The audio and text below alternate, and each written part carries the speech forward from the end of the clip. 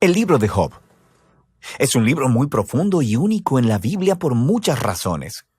La historia está ambientada en una tierra muy recóndita que está muy lejos de Israel, Uz.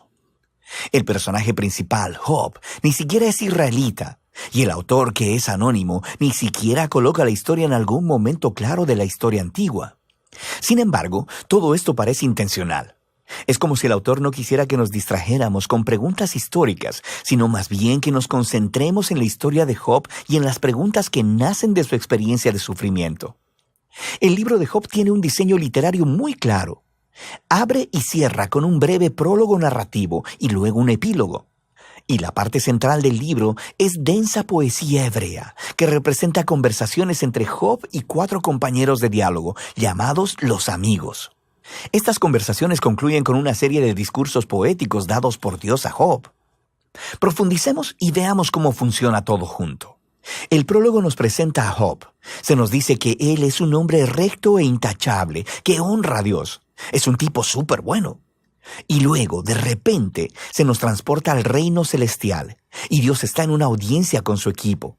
Es una imagen muy común en el Antiguo Testamento que describe cómo Dios gobierna al mundo. Y entre los seres celestiales está una figura llamada Satanás, que en hebreo significa el acusador o el fiscal. Y es como si estuviéramos viendo la escena de un juicio. Dios presenta a Job como un hombre verdaderamente justo. Y luego, el acusador reta la política de Dios de recompensar a las personas justas como Job. Él dice, la única razón por la que Job te obedece es porque lo bendices con prosperidad. Deja que Job sufra y entonces veremos qué tan justo es en realidad. Y luego, Dios accede a permitir que el acusador cause sufrimiento sobre Job. Ahora, en este momento de la historia es cuando la mayoría de nosotros nos preguntamos, ¿qué? ¿Por qué Dios hizo eso?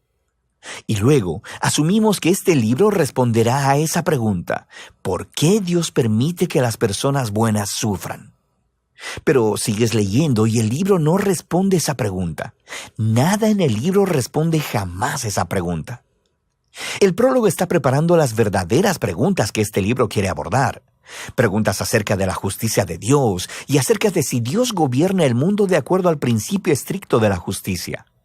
Y las respuestas a esas preguntas llegan conforme vas leyendo hasta el final del libro, no en el principio. La razón final del sufrimiento de Job jamás se revela. Así que el prólogo concluye con el sufriente y aturdido Job, quien es reprendido por su esposa y abordado por 3 amigos que intentarán proveerle sabiduría y consejo. Sus nombres son Elifaz el Temanita, Bildad el Suaita y Zofar el Namatita. Al igual que Job, ninguno de ellos es israelita y representan lo mejor del pensamiento del antiguo cercano oriente acerca de Dios, el sufrimiento y la condición humana. Y esto nos lleva a la parte principal del libro. Primero habla Job, y así es como funciona esta sección del libro. Primero hablará Job y después le seguirá la respuesta de un amigo. Luego Job le responderá a ese amigo. Luego otro amigo responderá la respuesta de Job. Y así de un lado a otro durante 3 ciclos. Y todo este debate se enfoca en 3 preguntas. ¿Es Dios verdaderamente justo en su carácter? ¿Gobierna Dios el universo en el principio estricto de justicia? Y si es así, ¿cómo se explica entonces el sufrimiento de Job? Y como veremos, Job y los amigos están hablando desde una enorme suposición acerca de cómo la justicia de Dios debe verse en el mundo, que cada cosa que suceda en el universo debe operar de acuerdo al principio estricto de justicia. Así que si eres una persona buena y sabia y honras a Dios, te sucederán cosas buenas, Dios te recompensará. Pero si eres malvado y estúpido y haces cosas pecaminosas, te sucederán cosas malas, Dios te castigará. Ahora, el argumento constante de Job a lo largo de estos discursos es este. Primero, que él es inocente, así que la implicación de eso es que su sufrimiento no es un castigo divino. Sabemos por el prólogo que ambas cosas son verdad. Recuerda, Dios mismo dijo que Job era recto e intachable, así que Job concluye su argumento acusando a Dios. O Dios no gobierna el mundo de acuerdo a la justicia, o aún peor, simplemente Dios es injusto. Los amigos, por otro lado, están en desacuerdo. Su argumento es que Dios es justo. La implicación es que Dios siempre gobierna el mundo de acuerdo a la justicia de esta manera, así que concluyen acusando no a Dios, sino a Job. Job tuvo que haber hecho algo muy, pero muy malo para que Dios lo castigue de esta manera. Ellos incluso empiezan a inventar posibles pecados que Job debió cometer. Job protesta a todo esto. De hecho, se molesta tanto con los amigos que eventualmente se harta de ellos. Lleva su caso directamente a Dios. Ahora, algo que hay que tener en cuenta es que Job está en una montaña rusa emocional en estos poemas. Él pensaba que Dios era justo, pero ahora no puede reconciliar esto con su sufrimiento. Así que en algunos arranques, él acusará a Dios de ser un bravucón. En una ocasión incluso declara que Dios ha orquestado toda la injusticia en el mundo. Pero al momento en que pronuncia ese pensamiento, se aterroriza de éste, porque él quiere tener esperanza y creer que Dios es verdaderamente justo. En esta sección, Job está fuera de control. Así que hace una última declaración de su inocencia y luego demanda que Dios se aparezca personalmente para explicarse. Es en este punto que se aparece un amigo sorpresa, Eliú el Busita. Él no es israelita, pero sí tiene nombre hebreo. Y Eliú tiene las mismas suposiciones que Job y sus amigos. Él alega que Dios es justo y que eso implica que Dios siempre opera el universo de acuerdo a la justicia. Pero luego Eliú llega a una más sofisticada conclusión de por qué las personas buenas sufren. Podría no ser un castigo por el pecado en el pasado.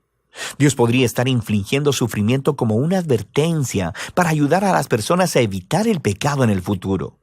O Dios podría usar el dolor y el sufrimiento para forjar carácter o para enseñarles lecciones valiosas a las personas. Eliú no pretende saber por qué Job está sufriendo, pero él está seguro de algo. Job está equivocado al acusar a Dios de ser injusto.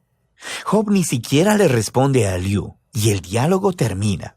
Es como si la sabiduría de los antiguos se hubiera agotado y el misterio permaneciera. Y luego, de repente, Dios se aparece en un torbellino y le responde a Job personalmente. Primero responde a la acusación de Job de que es injusto e incompetente para gobernar el universo. Así que Dios lleva a Job en un tour virtual del universo y le empieza a hacer todas estas preguntas acerca del orden y el origen del cosmos.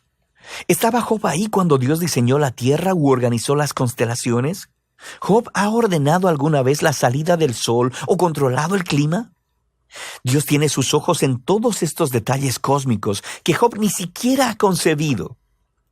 Luego, Dios empieza a entrar en detalles describiendo los hábitos de pastoreo de las cabras de montaña, y de cómo los ciervos dan a luz, o de los patrones de alimentación de los leones y los burros salvajes.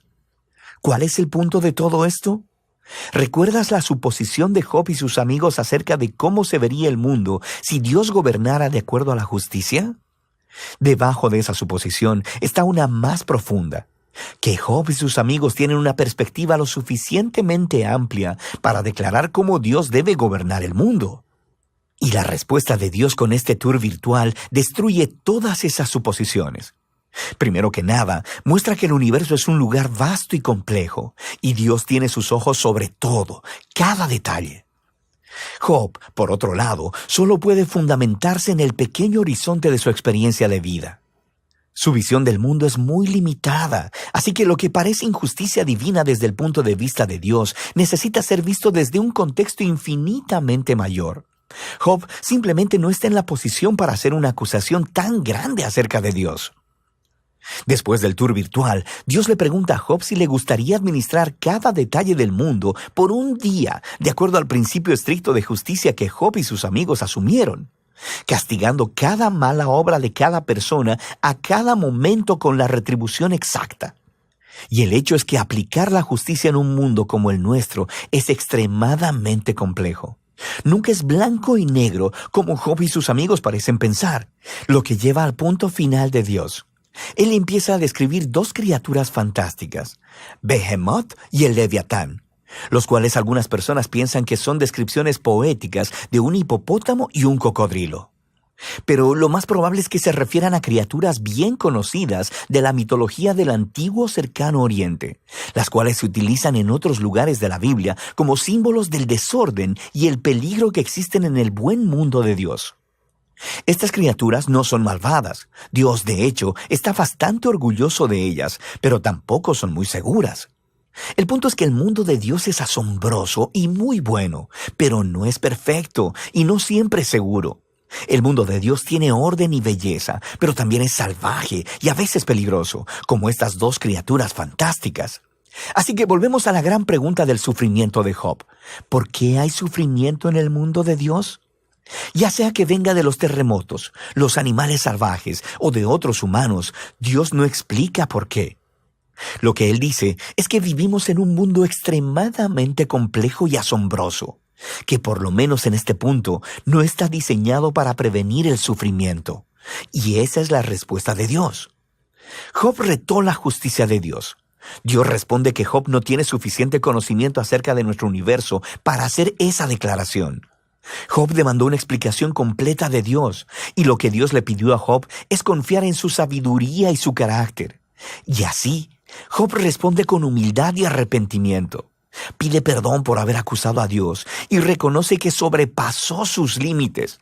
Y luego, de repente, el libro concluye con un breve epílogo. Primero, Dios dice que los amigos de Job estaban equivocados, que sus ideas acerca de la justicia de Dios eran demasiado simples y no correspondían con la complejidad del mundo o la sabiduría de Dios. Y luego, Dios dice que Job ha hablado correctamente acerca de él. Ahora, esto es sorprendente, porque no puede aplicar a todo lo que Job dijo. Quiero decir, sabemos que Job llegó a conclusiones precipitadas y equivocadas, pero Dios incluso así aprueba su lucha. La manera en que Job vino honestamente delante de Dios con toda su emoción y dolor y simplemente quiso hablar con Dios mismo.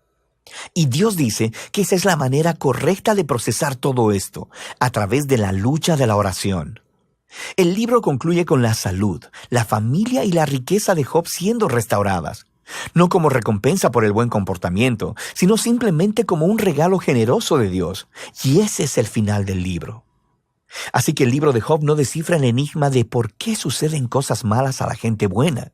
Más bien, nos invita a confiar en la sabiduría de Dios cuando nos encontramos con el sufrimiento, en lugar de tratar de comprender las razones.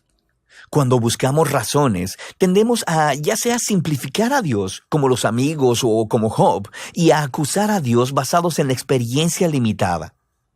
Y así es que el libro nos invita a llevar nuestro dolor y nuestro pesar con honestidad delante de Dios y a confiar en que a Él realmente le importa y sabe lo que está haciendo. Y de eso trata el libro de Job.